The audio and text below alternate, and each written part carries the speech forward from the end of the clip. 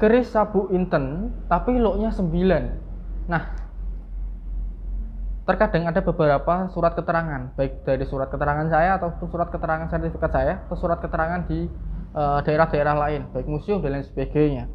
Pasti pernah atau beberapa kali menyetak suatu data dan disitu kerisnya kok log 9 tapi dapurnya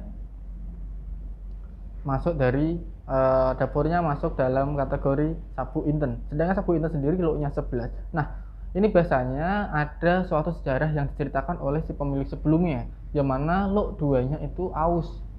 Nah, untuk hal tersebut lognya ini menjadi 9. Nah, mungkin kalau orang yang pertama kali melihat secara mentah tidak tahu sejarahnya, beliau akan mengatakan, loh ini salah pencetakan, oh ini salah dalam pengetikannya, oh ini salah dalam pemberian nama dapurnya, dan kemudian menghujat. Menghujat itu lebih mudah daripada kita mengamati dan mencari tahu sejarahnya dari mana. Nah, untuk itu biasakan kita cari tahu sumbernya bagaimana, kebenarannya bagaimana sebelum kita menghujat. Nah, itulah salah satu contoh ya. Jadi proses sertifikat ini memang menjadi propaganda dalam hal penangguhan, terutama mungkin yang menjadi unek-unek semua orang harus menanting. Ya, memang harus menanting. Saya selalu tekankan untuk harus menanting. Namun ada beberapa orang yang kurang percaya yang pertama. Kemudian takut jika kerisnya dalam perjalanan akan rusak, patah ataupun hilang. Kemudian juga biaya.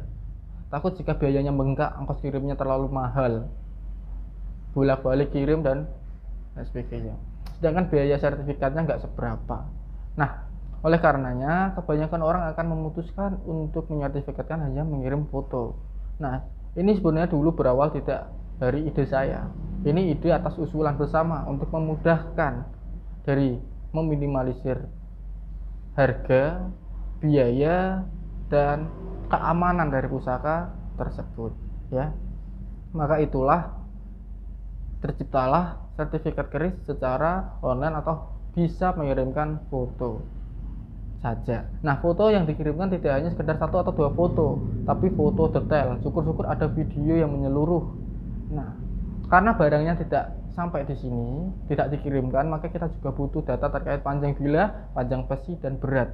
Nah, untuk apa panjang bilah dan panjang besi? Selain kita terapkan di sini, panjang bilah dan panjang besi dan berat ini akan menentukan gaya garap dari si pembuat keris tersebut. Nah, dalam buku pembuatan keris atau buku pakem, gaya garap, berat, dan sebagainya ini juga akan menentukan faktor tangguh ya. Jadi faktor tangguh itu tidak hanya menentukan dari segi korosi, condong leh, dan sebagainya, tapi menentukan garap dari besi, panjang bilah, dan beratnya, juga materialnya.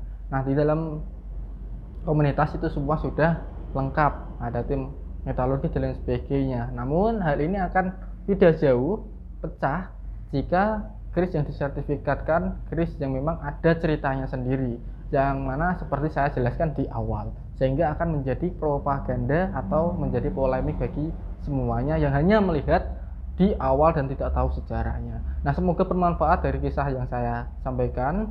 Nah, untuk Anda yang ingin mensertifikatkan koleksi Anda bisa menghubungi kontak atau staf saya di bawah sini. Sekian, semoga bermanfaat. Salam Rahayu.